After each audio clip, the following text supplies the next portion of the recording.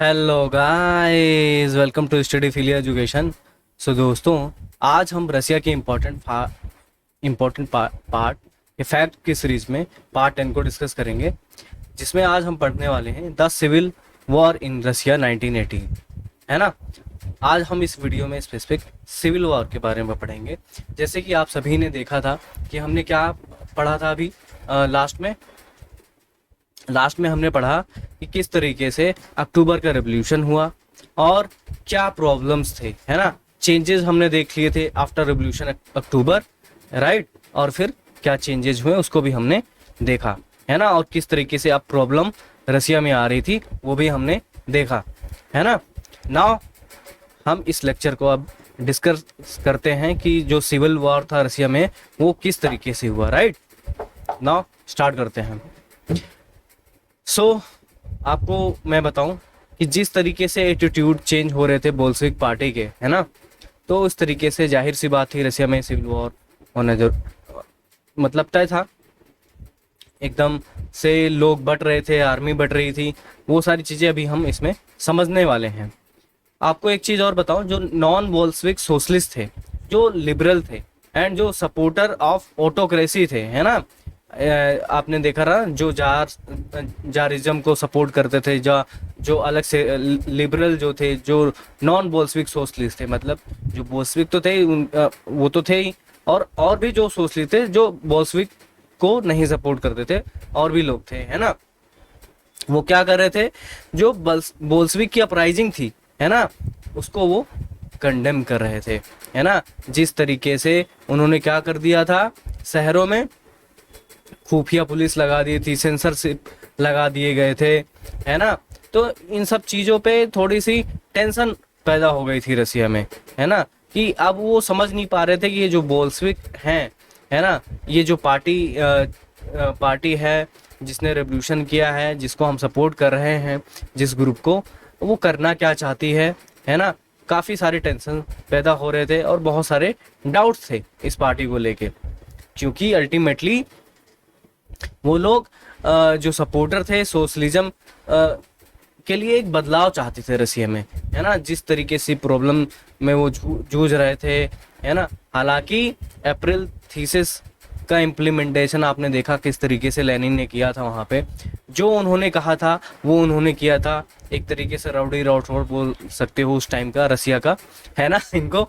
तो जो उन्होंने बोला था प्रोमिसेस वो उन्होंने किया, बट जो अदर बोल्शेविक में और भी मेंबर थे, उनकी कुछ एटीट्यूड अलग से उनके चेंज हो रहे थे चीज़ों को लेके। जो क्रिटिसाइज करता था इनकी पार्टी को लेके, उनको क्या करते थे, उनको पनिश भी किया जा रहा था, है ना। अब एक चीज़ और यहाँ पे समझने वाली बात है, जो लीडर्स थे, है ना, वो सदर्न रसिया में आपने एक चीज़ देखा था, ये जो सारी चीज़ें हुई थी कहाँ कहाँ पे हुई थी, अभी मेजर रसिया में, पूरे रसिया में नहीं हुआ था। ये सिर्फ कहाँ हुआ था, मॉस्को और सेंट पीटर्सबर्ग, जिसे आप क्या बोलते हो आप मुझे कमेंट में बताइए, है ना। चलो, पेट्रोग्राड, तो यहीं पे ये सारी चीजें हुई थी। बाकी जो और भी मेजर सिटीज, जो मेजर एरिया था रसिया का, वहाँ पे अभी भी चीजें जो थी अकॉर्डिंगली नहीं चल रही थी। और अभी ये सारी चीजें यही मेजरली मॉस्को और सेंट पीटर्सबर्ग में आज का टाइम जो है, आज के टाइम का सेंट पीटर्सबर्ग है, वहीं पे हो रहा था। अब होता क्या है, जो लीडर्स होते हैं वो सदर्न रशिया में मूव करते हैं और ऑर्गेनाइज करते हैं troops to fight the Bolshevik the red. जो बोल्शेविक थे उनमें उनकी जो टुकड़ी थी आर्मी की या रेवोल्यूशनरी थे, जो पार्टिसिपेट कर रहे थे, जो फाइट कर रहे थे अदर ग्रुप से। अब क्या हुआ, उनको क्या बोला गया, एज ए सिंबल दिया गया रेड का। अब देखो, जब सिविल वॉर होता है, मैं आपको समझाऊं, तो अब रसिया में जैसे सिविल वॉर हो रहा है या किसी भी कंट्री में सिविल वॉर हो, तो उसमें ऐसा नहीं है कि दूसरी कंट्री आके वहां पे हमला कर रही है या वॉर में है, उनके साथ लड़ाइयाँ लड़ रही, नहीं, देश के आपस में ही कुछ ही लोग लड़ रहे होते हैं, है ना, कुछ अलग अलग ग्रुप के। जैसे मैं आपको एक एग्जांपल देता हूँ दिल्ली दंगों की। अगर वो दंगे बढ़ते दिल्ली में ही, है ना, ये चीज अलग अलग एरिया में देश के बहुत सारे हिस्सों में बढ़ती, मुस्लिम और हिंदुओं में लड़ाई बढ़ जाती, है ना। दिल्ली दंगों में, दिल्ली में तो यही हो रहा था, और इससे एक तरीके का सिविल वॉर जैसी सिचुएशन क्रिएट हो जाती है यहाँ पे भी, इंडिया में भी। तो सेम चीज वहां पे भी थी। अब ये पावर के लिए देखो, जहां पे भी पावर होता है ना, तो भले ही पावर अब बोल्शेविक को मिला है, अदर और भी जो रिवोल्यूशनरी होंगे, जो और भी सोशलिस्ट होंगे, उनमें भी पावर के लिए हमेशा टसल रहती है, स्ट्रगल रहता है। तो यहाँ पे भी था। तो यहाँ पे दो ग्रुप में पावर के लिए होड़ चल रही थी, लड़ाई चल रही थी, आपस में फाइट चल रही थी। बाकी अदर रसिया के जो एरिया थे वहां पे भी, है ना। तो जो बोल्शेविक थे, इनको एज ए रेड, आप याद रखना, इनको सिम्बलाइज किया गया ड्यूरिंग 1918 एंड 1919, है ना। तो जो ग्रीन्स थे, जो सोशलिस्ट रेवोल्यूशनरीज थे, आपने देखा था ना, पीजेंट्स जो कंट्री साइड एरिया में थे, सोशलिस्ट रेवोल्यूशनरीज थे, वो एज ए ग्रीन कहलाए। और जो वाइट्स थे, वाइट्स कौन थे? प्रो जारिस्ट, जो ऑटोक्रेसी को सपोर्ट करते थे। तो ये दोनों जो ग्रुप है, ये किससे फाइट कर रहा था? बोल्शेविक से, क्योंकि बोल्शेविक जो है, इसका दबदबा वहां पे बढ़ रहा था, रसिया में इसका इन्फ्लुएंस बहुत ही ज्यादा बढ़ रहा था। तो ये चीज आपको समझना है। The reds, the whites and greens, ये वाइट्स एंड जो ग्रीन्स है, ये फाइट कर रहे थे किससे? बोल्शेविक से, है ना। किस चीज के लिए? पावर के लिए। इसीलिए रसिया में एक सिविल वॉर चल रहा था इस तरीके से। Now greens and whites were backed by French. अब देखो, जैसे आप बोलोगे सर कि आपने ये बताया अभी, वेट, कि जो ये सिविल वॉर हो रही थी रसिया में, इसमें कोई और कंट्री नहीं लड़ रही थी। पर यहाँ पे अभी मैं बोल रहा हूँ कि ये जो ग्रीन्स थे, ये और ये जो वाइट्स हैं, इनको सपोर्ट कौन कर रहा था? French, American, British and Japanese troops. तो आप तो बोले थे सर बाहर की कंट्रीज नहीं होती हैं इसमें लड़ाई में। जी हाँ, बिल्कुल सही मैंने बोला था। ऐसा इसलिए, ये लोग क्या कर रहे थे? डायरेक्टली इन्वॉल्व नहीं थे सिविल वॉर में रसिया के, ये लोग इनडायरेक्टली इनको सपोर्ट कर रहे थे, है ना। और रीजन भी अभी समझेंगे ये क्यों इनको सपोर्ट कर रहे थे इनडायरेक्टली। इनडायरेक्टली कैसे सपोर्ट कर रहे होंगे? वेपन सप्लाई कर रहे होंगे, फूड सप्लाई कर रहे होंगे, किसी ना किसी तरीके से। जो ये जो फ्रेंच, अमेरिकन और ब्रिटिश थे या जापानीज ट्रूप्स है, ये इनको सपोर्ट कर रहे थे रसिया में, राइट। किसको? ग्रीन्स और व्हाइट्स को। रीजन क्यों? क्योंकि ये जो बाकी अदर की जो कंट्रीज थे, जो फ्रेंच थे, अमेरिकन थे या ब्रिटिश थे या जापानीज थे, ये क्या थे? वो वरीड थे कि ये जो पूरा एशिया है, पूरे वर्ल्ड में ये जो ग्रोथ है सोशलिज्म की, है ना, या रसिया में, अभी पूरे रसिया में नहीं फैला, ये पूरे रसिया में ना फैल जाए, और फिर रसिया से आसपास की जो कंट्री हैं वहां पे भी सोशलिज्म ये इस तरीके से फैल ना जाए। आप ऐसा बोलोगे ये ऐसा क्यों करना चाह रहे थे? जाहिर सी बात है, ये जो फ्रेंच, अमेरिकन, ब्रिटिश और जापानीज थे, ये किस आइडियोलॉजी के अभी फॉलो कर रहे थे? ये एक कैपिटलिज्म वाली आइडियोलॉजी थी, इसको फॉलो कर रहे थे। अब यहाँ पे दो आइडियोलॉजी थी जिसके आपस में बीच में लड़ाई चलती, जो आज भी आपको देखने को कहीं कहीं मिलेगा। जैसे चाइना, अमेरिका और जो रसिया है, आज भी कम्युनिज्म को फॉलो करता है, चाइना तो फॉलो ही करता है। तो अभी भी अमेरिका से टसल चलती रहती है, राइट, कम्युनिज्म को लेके, कि और भी जो बाकी कंट्री हैं वो कम्युनिज्म को ना अपना लें। तो ये जो बाकी जो कंट्रीज थी, इसीलिए उनको वो वरीड थे, वो फियर था, उनको डर था कि जो बाकी और भी जो कंट्री है वहां पे भी ना आ जाए कम्युनिज्म। इस तरीके से ये जो सोशलिज्म है, ये इस तरीके से और भी हिस्सों में रसिया के ना फैल जाए। इसलिए ये लोग किसको सपोर्ट कर रहे थे? व्हाइट्स और ग्रीन्स को, है ना। नाउ अभी मैं आपको डोमिनो इफेक्ट्स के बारे में बताऊंगा, आगे अभी समझाने वाला हूं। अभी आपको थोड़ा और एक टर्मिनोलॉजी पता चलेगा, है ना। Now when the Bolshevik order land distribution. अब एक चीज और थी, जब बोल्शेविक ने लैंड के डिस्ट्रीब्यूशन, आपने देखा था ना अप्रैल थीसिस में जो डिमांड थी लेनिन्स की तीसरी, कि जो लैंड है वो आपस में डिस्ट्रीब्यूट कर दिया जाए, किसके? बिटवीन पीजेंट्स के, है ना। उसको कैप्चर कर लिया जाए, सीज कर लिया जाए पीजेंट्स के द्वारा, और उनको डिस्ट्रीब्यूट कर दिया जाए according to their needs and family and requirement. So अब क्या हुआ, जब ये ऑर्डर आया, जब बोल्शेविक ने ये ऑर्डर किया और लैंड के डिस्ट्रीब्यूशन स्टार्ट हुए, तो जो रसिया में जो आर्मी थे उसमें भी लोग बंटने लग जाए।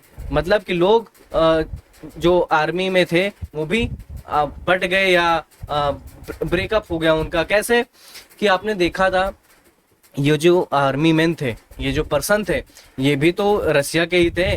जरूरी थोड़ी ना कि सारे के सारे शहर के हिस्से गांव से भी आए हैं। आज भी अगर देखोगे इंडिया के जितने भी सोल्जर होते हैं या आर्मी में सिपाही होते हैं, mostly they belong from northern. अगर इंडिया से देखा जाए बिहार, उत्तर प्रदेश और इधर देखा जाए पंजाब, एंड मोस्टली यहीं से होते हैं लोग, है ना। और ऐसा नहीं है साउथ से नहीं होते हैं लोग। तो लोग ऐसा इसलिए मैं एग्जांपल, क्योंकि ये मोस्टली एरिया अगर उत्तर प्रदेश का देखो, पंजाब का देखो, बहुत सारा एरिया जो है रूरल एरिया में आता है ना। इवन हरियाणा भी देखा जाए वहां से भी काफी लोग होते हैं, है ना, आर्मी में। तो ये चीज आपको देखने वाली बात है।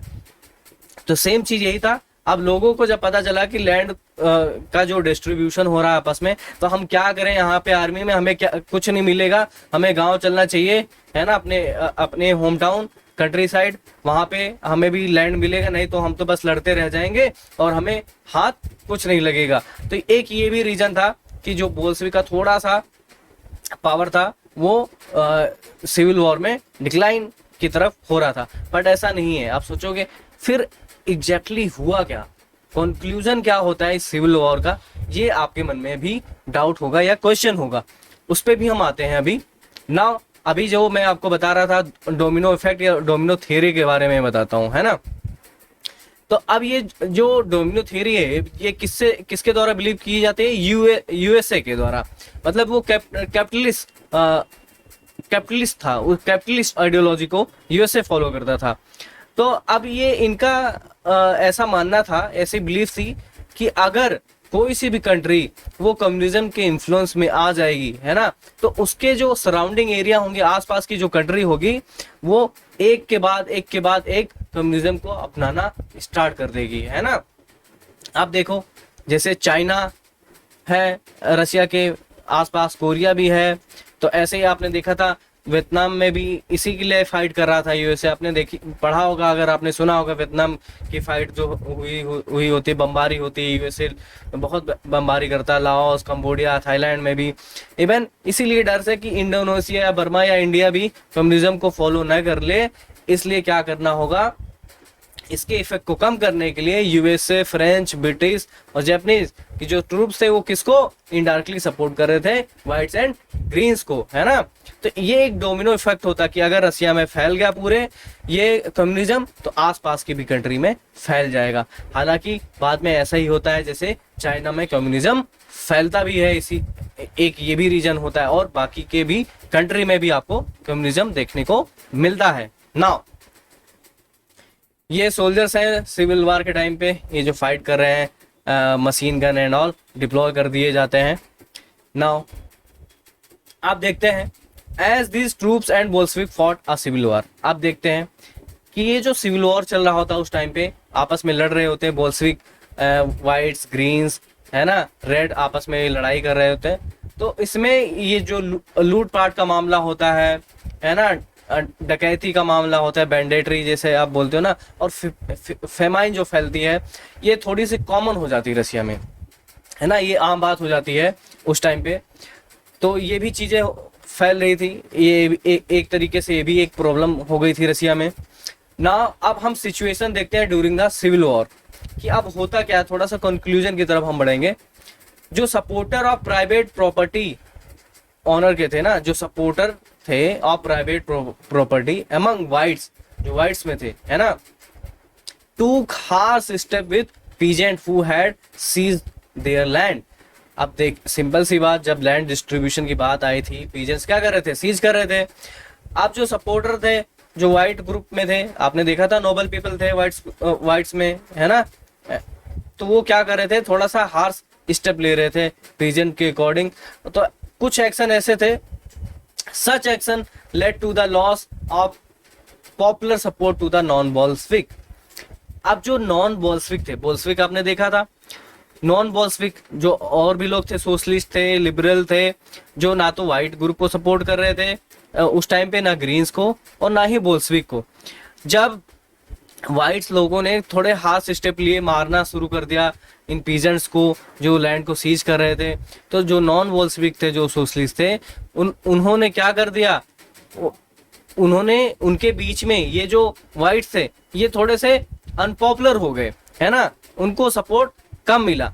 जाहिर सी बात है, आप एक चीज देखो, जब किसी एक को सपोर्ट कम मिलेगा तो किसी को तो ज्यादा मिलेगा, है ना। कि अब वो जो नॉन बोल्शेविक थे, जो सोशलिस्ट थे, वो दिखती सी बात है, उनको दिख रहा था कि ये लोग किस चीज के लिए, इन्हीं के हक के लिए लड़ाई कर रहे हैं। जो बोल्शेविक थे वो लैंड को डिस्ट्रीब्यूट कर रहे थे अमंग पीजेंट्स, उनको लैंड मिलेगी, है ना, वो अपने अपने तरीके से खेती करेंगे, है ना, सारी चीजें। तो अब इनका भी थोड़ा सा झुकाव, जो सपोर्ट था वो बोल्शेविक की तरफ हो गया, है ना। तो व्हाइट की तरफ से कम हुआ, अनपॉपुलर हो गए ये व्हाइट्स नॉन बोल्शेविक को, तो जो सपोर्ट था नॉन बोल्शेविक का वो किसको गया, सीधे बोल्शेविक को। Now by January 1920 the Bolshevik control most of the former Russian empire. जो पूरा का पूरा फॉर्मर रशियन एम्पायर था पहले, तो पूरा का पूरा बोल्शेविक ने कंट्रोल कर लिया। They succeeded due to cooperation with non Russian nationalist. जो नॉन रशियन नेशनलिस्ट थे, है ना, उनका भी इनको कोऑपरेशन मिला। एंड मुस्लिम जदादिस्ट के, मुस्लिम जदादिस्ट क्यों सपोर्ट कर रहे थे, आपने देखा था कि जो कार्ल मार्क्स की आइडियोलॉजी थी, है ना, वो उस आइडियोलॉजी को ये लोग फॉलो कर रहे थे, इंप्लीमेंट भी कर रहे थे, लेनिन ने किया भी था।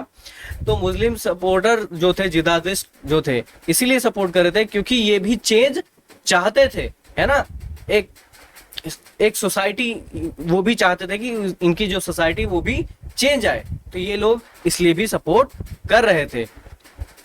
ना एक लोकेशन है खीवा, जो कि सेंट्रल एशिया में प्रेजेंट डे टाइम में, अभी आपको मैं मैप पे दिखाऊंगा कहाँ पे है खीवा।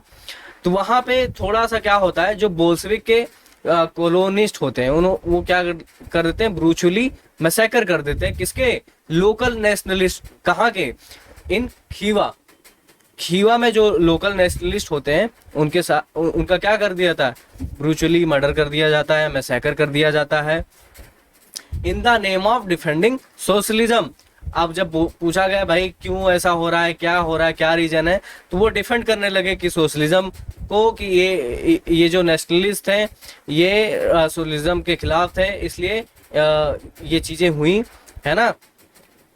नाउ अब इस चीज को अभी मैं समझाता थोड़ा और क्लियर, कि अब आगे देखते हैं। In this situation many were confuse about what the Bolshevik government represent. अभी भी ये इस तरीके से जो बोल्शेविक के कुछ ग्रुप थे जो एक्शन ले रहे थे, जो बोल्शेविक थे, है ना, कभी कभी बीच में काफी अच्छा काम कर रहे थे, सपोर्ट कर रहे थे लोग, सपोर्ट भी करते थे लोग, peasants and all, Muslim jihadist आप देख रहे हो, नॉन नेशनलिस्ट, ये सारे लोग सपोर्ट कर रहे हैं।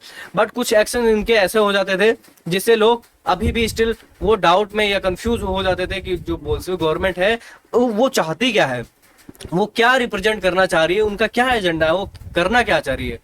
तो उज्बेकिस्तान जो है अभी का प्रेजेंट टाइम में, आपने देखा था, आप देखोगे, आप पढ़ोगे आगे भी, यूएसएसआर में कितनी सारी कंट्री थी, जो आसपास की कंट्री थी जो यूएसएसआर के मेंबर थे, ऐसे उज्बेकिस्तान, कजाकिस्तान ये भी थे।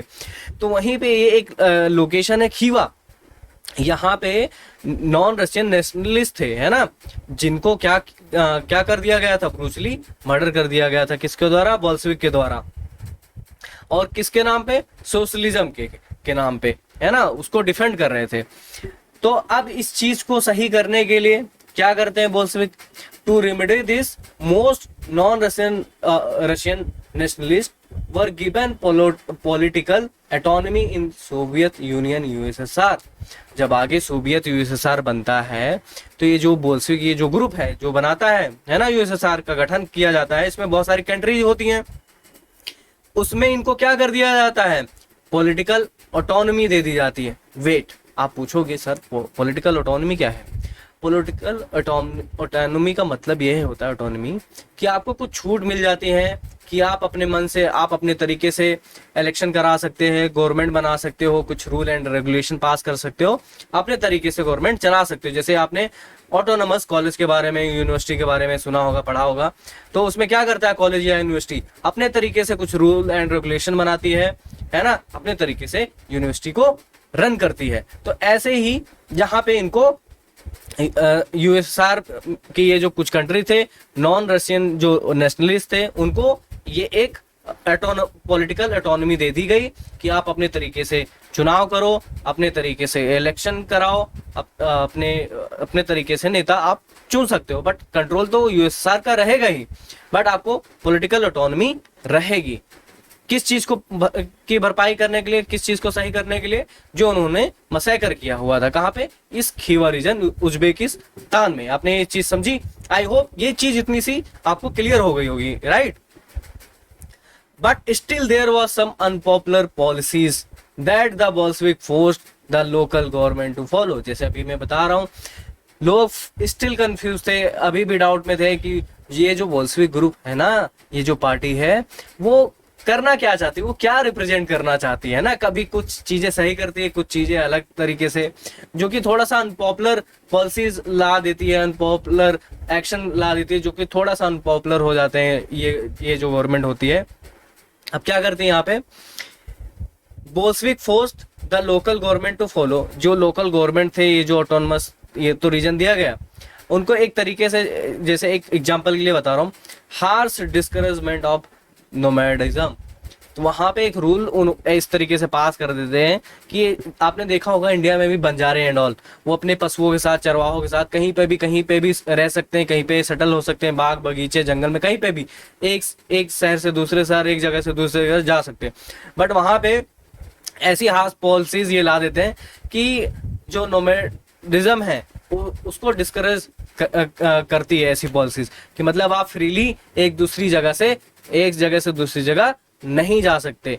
इसलिए लोग अभी भी सोच रहे थे कि ये जो बोल्शेविक पार्टी है ना, ये क्या चाहती है, क्या रिप्रेजेंट करना चाहती है। तो आई होप आज के इस लेक्चर में आपको इतनी सारी सी बात आपको समझ में आई। रशिया में सिविल वॉर किस तरीके से चल रहा था, ये भी आपको समझ में आ गया। Still, if you have doubt, please let me know in the comment box section. I read all the comment of you guys and answer very well as possible. मैं करता हूँ, सभी के कमेंट को पढ़ता हूँ। सो आपके अगर अपने डाउट है, आप बेझिझक बिना शर्माए पूछ सकते हैं, और इस वीडियो को जरूर शेयर कर सकते हैं और लाइक भी कर सकते हैं, है ना। लाइक करना ही है, मस्ट है ना। इतना गुरु दक्षिणा दीजिए यार, आप सभी के लिए मेहनत कर रहा हूँ, आप भी मेरे लिए थोड़ा सा कीजिए, है ना, सपोर्ट कीजिए। मुझे मजा आता है, अच्छा लगता है ये सारी चीजें देख के, है ना। तो आई होप लेक्चर आपको पसंद आया होगा। आगे 1-2 लेक्चर इससे और आएंगे इसी सीरीज के, जिसमें आपको स्टैलिनिज्म मैं बताऊंगा, किस तरीके से यूएसएसआर का गठन होता है। तो ये चीजें आपको समझ में आएंगी। बाकी के फिर हम इंपॉर्टेंट फैक्ट्स अदर टॉपिक से देखेंगे रशिया के रिस्पेक्ट में, जैसे वर्ल्ड वॉर 2 एंड ऑल, बाकी की जो चीजें होती हैं, और ओवरऑल फिर किस तरीके से मिडिल ईस्ट में इन्फ्लुएंस होता है रशिया का, है ना, स्पेशली अफगानिस्तान में एंड ऑल, किस तरीके से वो एक कोल्ड वॉर की जो सिचुएशन होती है वो हम पढ़ेंगे, जो फैल जाती है ना आफ्टर वर्ल्ड वॉर 2, वो सारी चीजें हम पढ़ेंगे। तो काफी मजा आने वाला है, तो स्टे ट्यून। आज के लिए इस वीडियो में बस इतना ही। मैं Puneet Tiwari signing off. Thank you for watching. Thank you.